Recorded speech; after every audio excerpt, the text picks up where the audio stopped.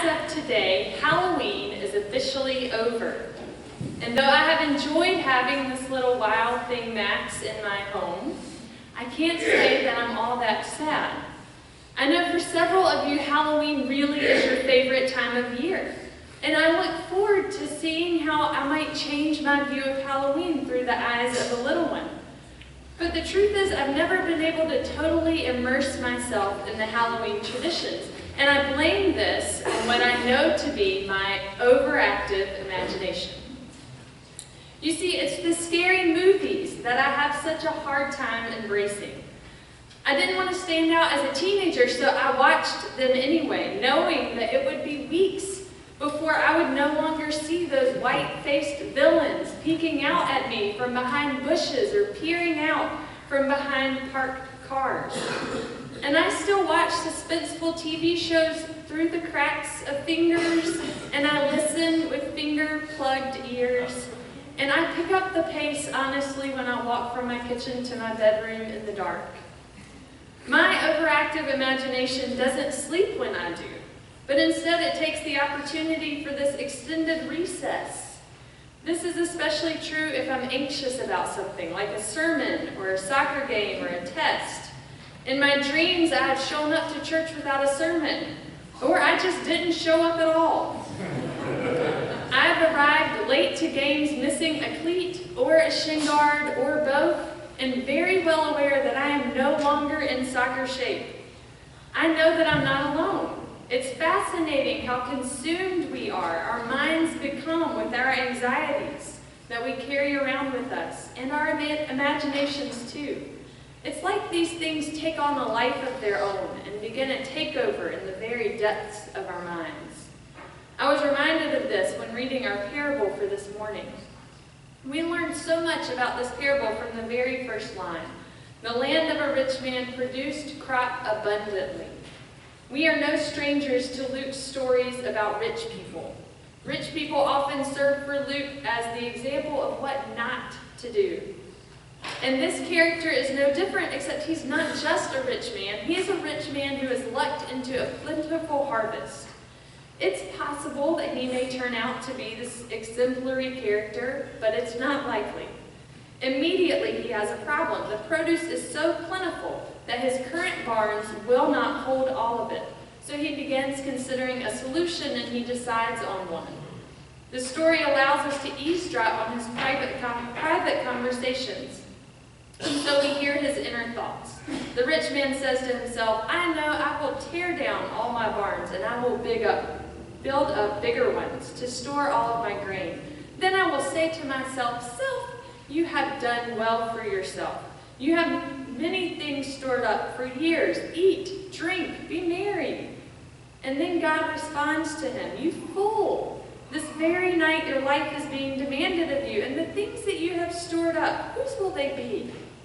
The Greek actually reads a little bit differently here. The Greek says they. Tonight, they are demanding your life from you. But who is they? They could be referencing the angels of death, those divine beings who have come to escort the rich man from one life to the next. However, given Luke's emphasis on the danger of wealth and possessions, I find it more compelling that they, in this case, might actually refer to the things, his goods and his crops. And so, as if these things can take on a life of their own, the parable suggests that his crops begin demanding his life of him. Cue my overactive imagination. It is not a short jump from this idea of moving crops to the image of this 1958 The Blob poster on your bulletin this morning. You know it. Even if you didn't see it, you know the story of the Blob, this alien-like thing that lands on Earth.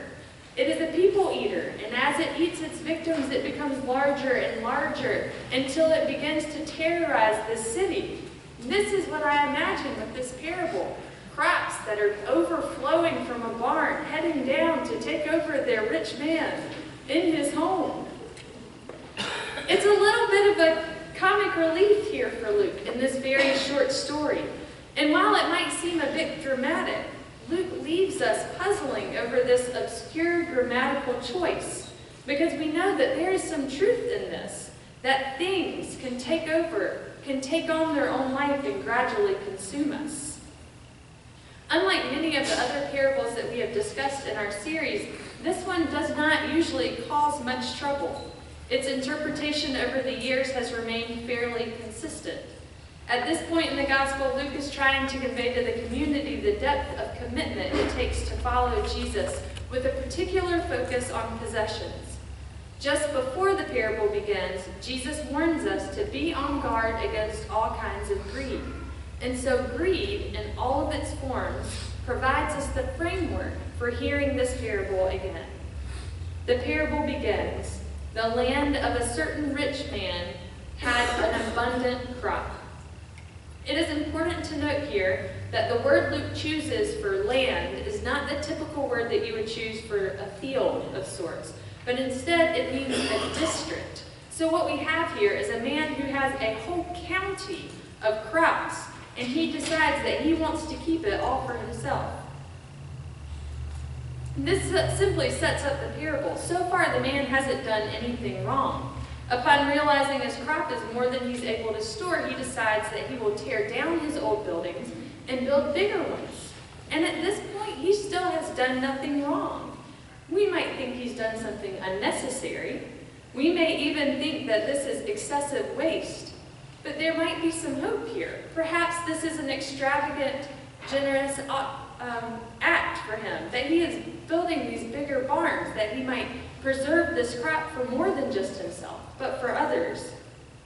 Maybe. And then it goes south. What hopes we have for this generous rich man, we lose when he begins his monologue. "Self, you have lots of goods stored up for yourself. Eat, drink, be merry." And so God confronts him. "You fool." It is his foolishness that we are supposed to learn from. It is his foolishness that separates this man from those who earnestly seek to follow Jesus. So what exactly marks him as foolish? It doesn't appear to be a rebuke of simply his wealth, though Luke does want us to remember that the temptation to move toward greed is strongest with those who have the most to lose. It seems his foolishness is in how he handles his abundant crop, in his arrogance, in his self-reliance, in his frivolousness. The rich man's foolishness is first in his arrogance. Notice that the text says a rich man's land produced abundant crop. The rich man did not himself have anything to do with the abundance of his fruit. In fact, we would assume that a rich man with a field had day laborers who worked the fields and harvested the fruit for him, yet he takes all the credit.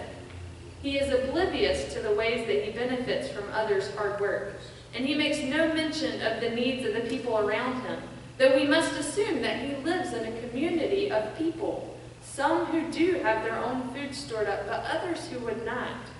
And the amount of food that he has is more than his family could need for years to come.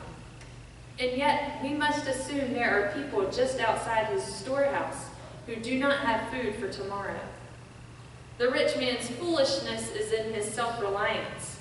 He gathers up his food and celebrates that he has enough to last him for years. Yet Luke reminds us that our material gain does not define our life or our self. Things cannot keep us alive. Things cannot make us whole. That very night, the rich man faces his own mortality and an illusion of ownership, when the very things he boasts, his life and his wealth, are abruptly taken from him. For Luke, his foolishness is choosing a life of self-reliance over a life of faith, choosing a life of answering to things over a life of communion with God and with people. The rich man's foolishness is lastly in his frivolousness. He acts irresponsibly with his money and with his crop, throwing away money to build new storehouses and to live this lavish life while hoarding his crop in storage where it will likely go bad before it's consumed. As Richard Vinson points out, this story exposes our own inner commitments and thoughts as clearly as it exposes the thoughts of the rich fool. This is one of Luke's most prophetic jabs at our American culture. And we are tempted to find ways to dodge our guilt. We will point to the top 1% and say, this story is about them. The filthy rich, the politicians, the NFL players. And while we are nowhere near their standards of wealth, compared to the rest of the world, we are plenty rich. We are part of a nation that uses a disproportionate amount of the world's resources. And the fact that we pay for it legally does not change greed into something more virtuous. In this story, we too face our own foolishness. We face our foolishness when in our arrogance we cannot recognize that often what separates one's plenty from another person's want are circumstances beyond either of their earnings. We face our foolishness when we can look at one person's brokenness and pain and not see our brokenness and pain. We face our own foolishness when we frivolously spend, when we maintain no accountability for the use of our national, communal, or personal resources. We face our own foolishness when we decide that we would rather be answerable to the things that we are accumulating than to the commandments set before us to love God and to love one another. What Luke is trying to tell us here is that if we want to follow Jesus with any kind of sincerity, then we must first put down the demands of materialism, of self-reliance, of arrogance, of pride, so that we can receive the grace that comes with faith and generosity, dependence, community, humility, and stewardship. On this All Saints Sunday, we remember those who have modeled with such courage and strength this way of following Jesus. We remember St. Francis, who chose to live a life of poverty devoted to serving God and those in need. We remember Dorothy Day, who devoted her life to the cause of labor's rights and women's rights, and to doing what she and others called works of mercy among the poor. We remember Mother Teresa, who took a vow of poverty and who lived with those she served in the slums of Calcutta. We remember Martin Luther King Jr., who gave his life for a dream that all of God's children might be affirmed in their worth, might find freedom and shared community. We remember these who have been national symbols of faith and love, and we remember those that we hold dearer in our hearts. Today I remember my grandma, Betty Lou Graham Bunce, who gave her life to teaching children to love the songs of our faith, nurturing in students a deep love of learning, modeling for her children a life of faith and integrity, and enveloping her grandchildren with a generous spirit whose love knows no bounds. If our parable today reminds us that the things we value will ultimately shape and demand our lives of us, then our saints, all of our saints, remind us that we can choose in what ways our life will be shaped.